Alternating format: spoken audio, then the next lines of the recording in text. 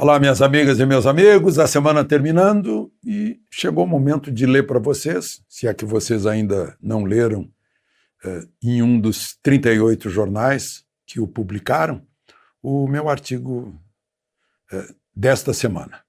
E mais uma vez eu falo sobre o Supremo, porque o Supremo está reincidente, né? Está permanentemente no noticiário. E eu vou comentar com vocês o artigo. Não esqueçam de se inscrever e ao final de dar o seu like ou o seu dislike. Vou comentar com vocês o artigo nas entrelinhas.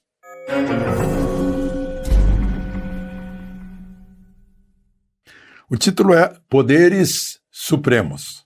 É um trocadilhozinho, né?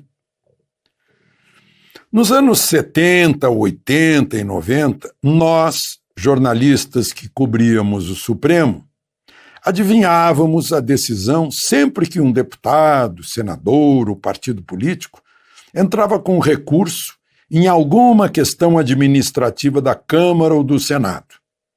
O destino da ação era sempre o arquivo, sob o argumento de questão interna corporis, ou seja, assunto doméstico de outro poder em que o Supremo não iria se intrometer.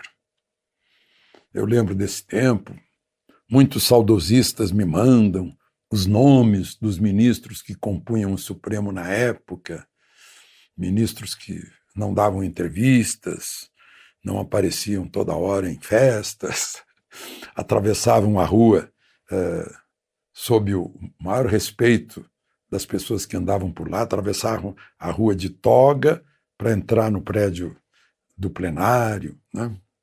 Eram tempos mais solenes. Eu sei que tem muita gente no Supremo hoje, alguns assim, eu até podia dizer, amigo de longo tempo, que diz assim, não, se democratizou, né? O Supremo está mais perto do povo, o Supremo tá mais gente, não está no pedestal, não está na Torre de Marfim, não está numa bolha. Não sei se não está numa bolha. Eu não sei se os ministros do Supremo hoje podem andar por aí para, enfim, sentir o povo, né? Bom, voltemos ao texto. Aí eu digo, nos anos 2000 isso mudou. Barroso, semana passada, mandou o Senado abrir uma CPI.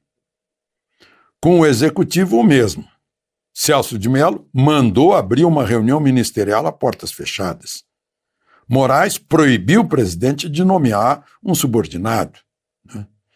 E agora mesmo, nesta semana, Marco Aurélio quis saber do presidente, deu 15 dias para o presidente explicar por que ele disse que as Forças Armadas defendem a liberdade e a democracia, né? É coisa assim. O deputado vai lá, pede isso.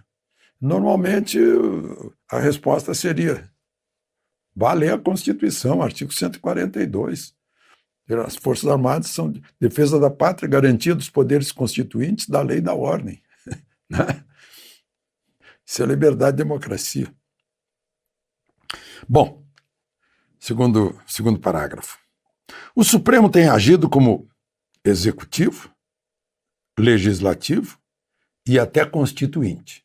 E como se sabe, o Supremo é judiciário. Constituinte é quem faz a Constituição, não é quem interpreta, né?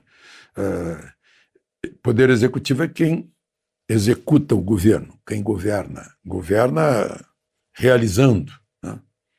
E o legislativo é aquele que participa dos governos, fazendo as leis, modificando até a Constituição e fiscalizando ou apoiando o governo. Isso é o legislativo. O Supremo mandou prender um deputado, a despeito da inviolabilidade constitucional por quaisquer de suas opiniões, palavras e votos. É o que está no artigo 53 da Constituição.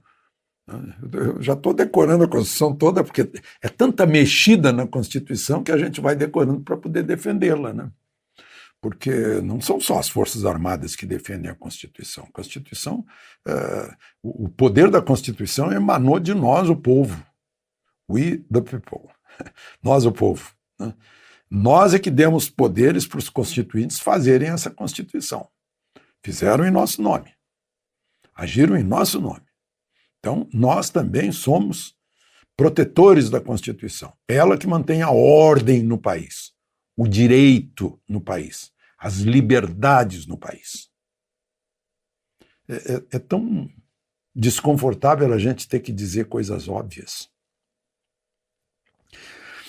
Mandou prender um jornalista a despeito de a Constituição estabelecer que, aspas, a expressão e a informação não sofrerão qualquer restrição, fecha aspas. Isso está no artigo 220, também decorei.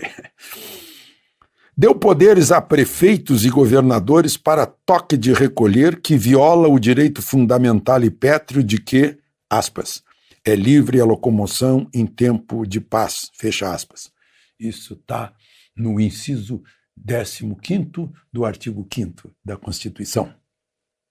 São direitos fundamentais, cláusula pétrea.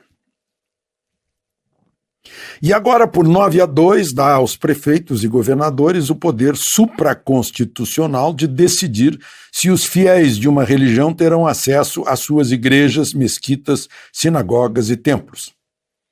Isso é do inciso 6º do artigo 5º, cláusula pétrea da Constituição. É o que eu leio e que você lê também, se pegar a Constituição e for lá procurar. Até é bom esses incisos do artigo 5º para a gente rever os números romanos do nosso curso primário, né? Ou ensino básico fundamental, que é o nome hoje. Bom, terceiro parágrafo.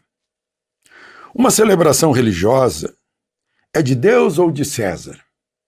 Aí eu estou me reportando àquele desafio que os sacerdotes da época fizeram a Jesus Cristo, né?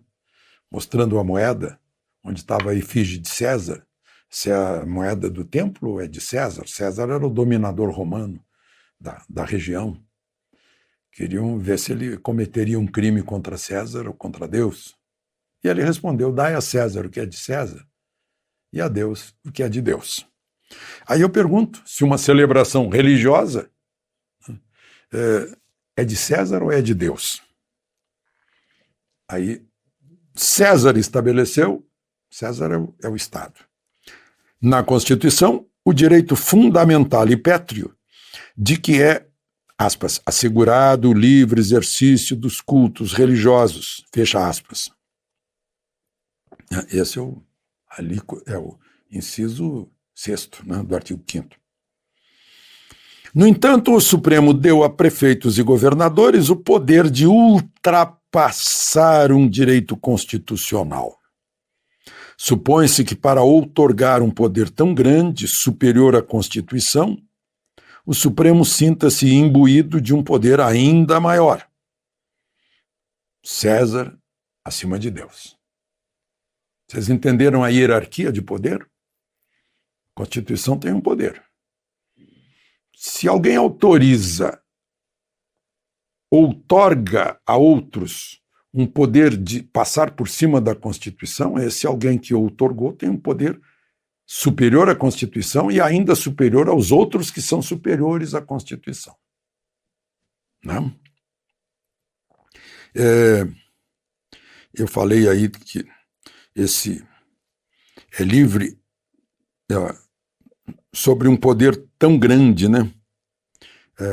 Também é outra cena do Novo Testamento, né?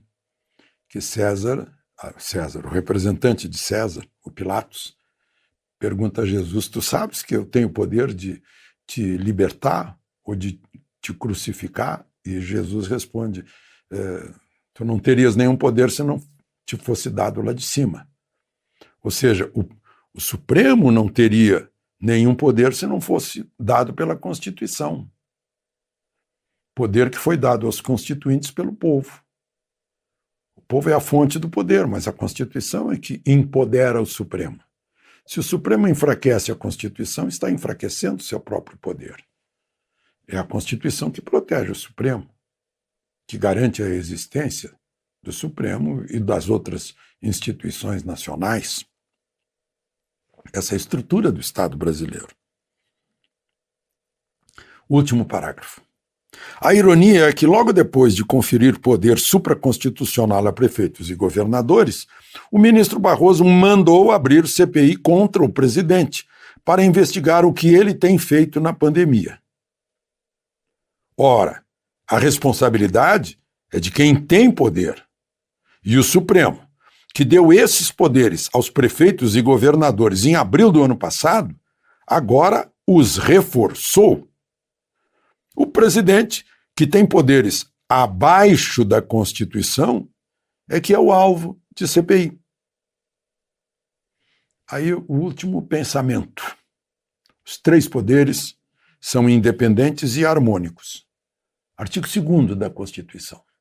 O segundo, portanto, de importância. E a Constituição pôs numa ordem. Os constituintes puseram nessa ordem. Independentes como base, harmônicos como consequência. A harmonia é consequência do respeito à independência. De Brasília, Alexandre Garcia.